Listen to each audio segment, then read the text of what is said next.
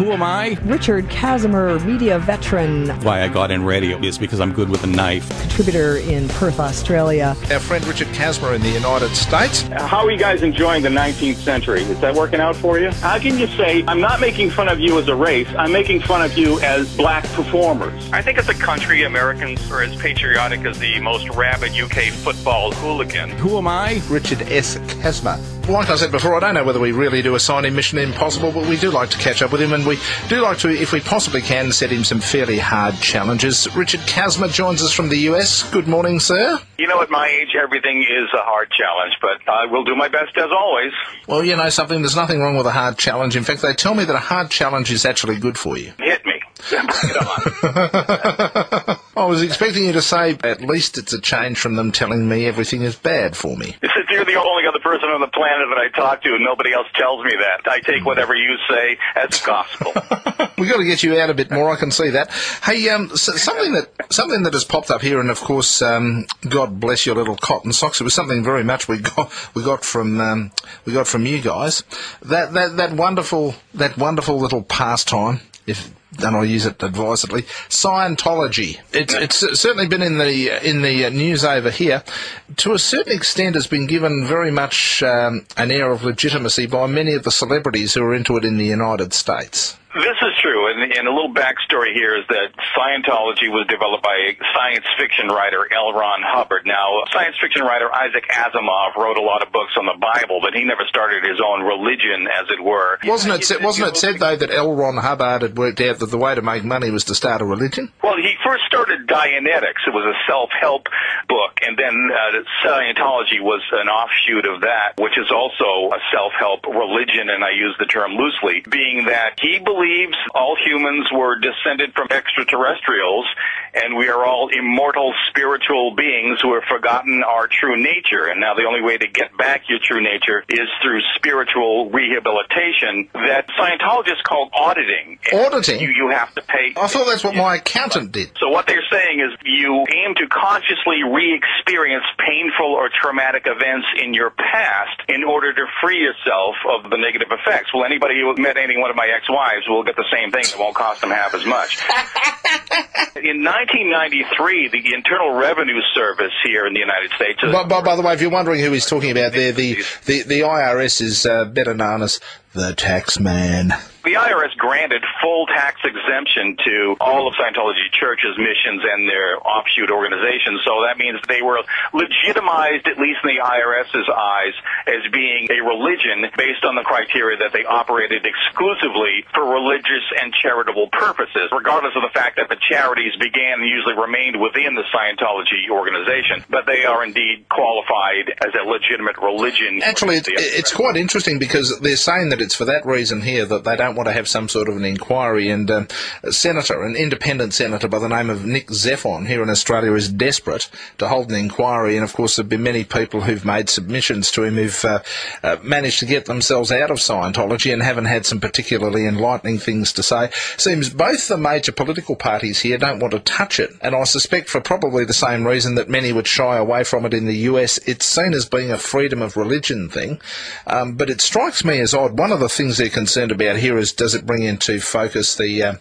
tax-free status that is enjoyed by many religions? But for me, the big question seems, and once again, I suppose nobody really wants to go and probe this either, is whether or not it is, by anyone's definition, a bona fide religion. That's the first question that needs to be asked. I mean, I think we could probably mount a fairly solid argument to say it's actually a cult. That is true, and they're very secretive here. All of their financial dealings are very close to the vest. The only time you hear of them here in the news is when, we're hearing about the problem you're having in Australia, the headlines there. But also, we only hear about it here when there's a lawsuit, for example, a wrongful death, or somebody has some terrible financial dealings with them, and it's usually by former members who have fled or escaped the Church of Scientology and are now blowing the whistle. But you're right, it does have cult connotations.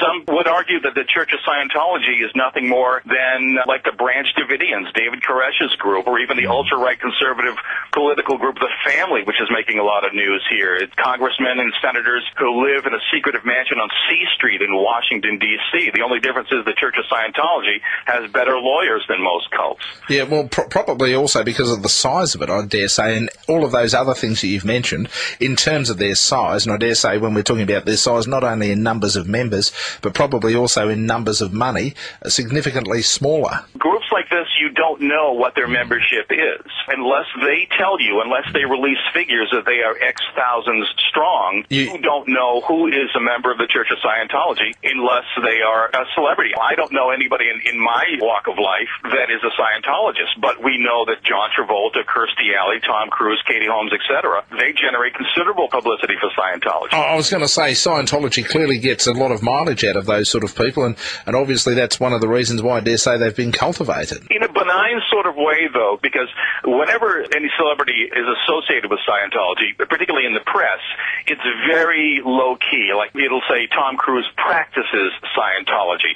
John Travolta credits his belief in Scientology to enduring the tragic loss of his son. There was a quote that I read the other day from John about this, saying that he said, "We work hard every day in our church on healing," and yet he never mentioned the Church of Scientology. Yeah, but you see, what happens is one of those things where the trick is about the understatement, because everybody knows that John Travolta is into Scientology. So they know that when he talks about church, he's talking about Scientology. So he doesn't have to say it again and again and again. It's the subtlety, it's the it's the fact that you know, but it's understated. And in many respects, I think in the United States, that probably makes it even more powerful, because, let's face it, you Americans are not known for understating. What do you mean by that? Well, you're a little bit out there. You're not known for understating things. Hey, speaking about things that you're not known for understating, let's talk about reality TV. I don't know whether you can take the credit for giving us that, but certainly there have been different reality shows. You've had them in the United States. We've had them here.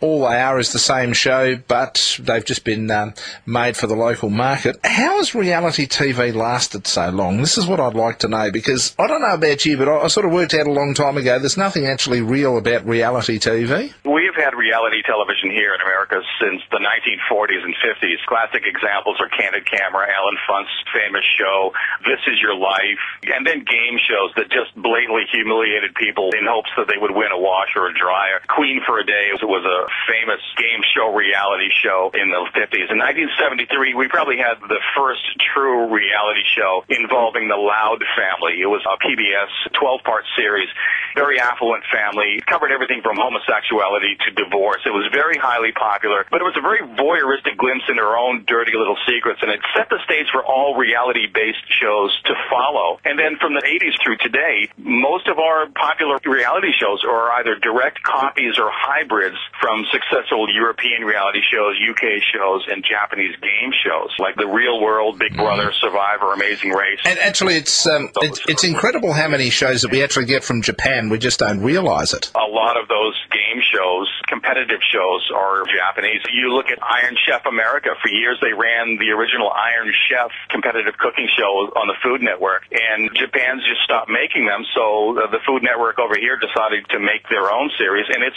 hugely popular. Some of those shows, I think that we can actually classify it into some of the shows that are okay, and I guess things like Iron Chef America are okay. I mean, if that's something that floats your boat, that's all right. But some of these other reality shows, I mean, the kindest thing you can say about them is they're just plain stupid, yet they're popular. And, you know, maybe I'm missing something, but I look at something and I think, no, this isn't reality.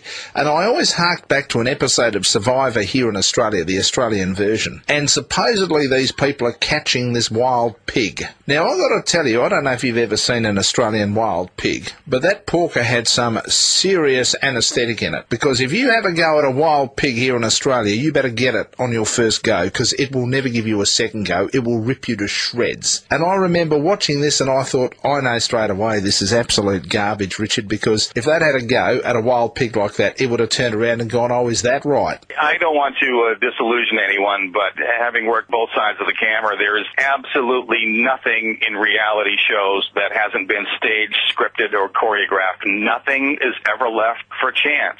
in reality TV. That's just the way it goes. You know, here's an example. We have a friend of ours who is an actress. She also has done some casting and location selection for various television shows, and she's recently been cast in a show that's tentatively titled, I think it's America's Worst Drivers. And she is playing a friend of another woman who is also an actress, and they are cast as real people in this America's Worst Drivers show. And I see ads all the time placed here for casting calls for reality TV shows. Now, if it was reality, they wouldn't be asking for people to come and act in it, would they not? You know something? There are people right now who will be saying, nah, you two are telling lies. You know that, don't you? I mean, you have had the audacity to say what we already know, and that is that it's staged.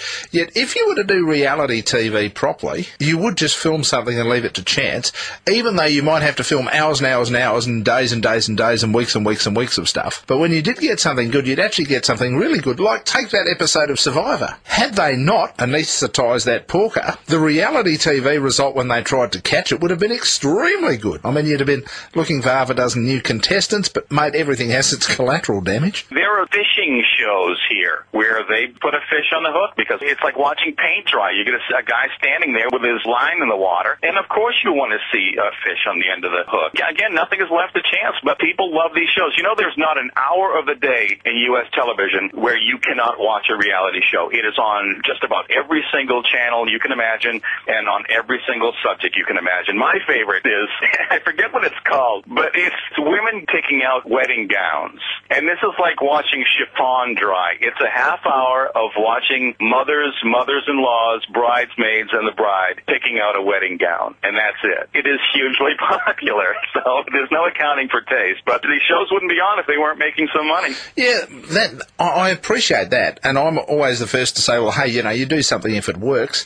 But I have to confess, I just don't understand it. I mean, some of these so-called reality shows I have quite frankly found boring. In fact, I've looked at them and thought, what I need to do is just have a camera fixed on a car, parked across the road rusting, and putting that on for half an hour each night, and at least that would be more interesting because we'd be learning something about the principles of oxidization. There are shows like that. Mythbusters. Mythbusters is a whole different kettle of fish. Mythbusters is great. It is a reality show. There are a lot of shows that... Yeah, but it's a real show. It's Learning Channel, for example. Those are classified as reality shows. Yeah, but I mean... and you do learn something. That's right. I was just about to say, when I was rudely interrupting you, that Mythbusters is different because Mythbusters actually sets out to find the truth. I mean, that is something that is rare in reality TV, where you actually have a show that sets out to find or establish in some way truth. Mythbusters does that. Another one that I'm hooked on is Ghost Hunters. These two guys that live in Rhode Island, they're plumbers by day, and by night they go all over the country with their team investigating paranormal experiences. Now, my pet peeve with this show is that all of the paranormal experiences that people relate to them have occurred during the day. So when do the ghost hunters look for the ghost? At night with all the lights off. Hold the cotton picking bus. All these, they're supposed to happen at night. So you spend an hour... Ghosts never happen during the day. Everyone knows the haunted house only comes to life at night. But it's so funny. It's hard to hear, hard to see, hard to hear, and it's like, why didn't you go during the day when people see the ghosts? I don't get it. No, it's very interesting. My friend, as always, a pleasure. We shall have a chat again next week. In the meantime, look after yourself. All right, brother. Go Dockers.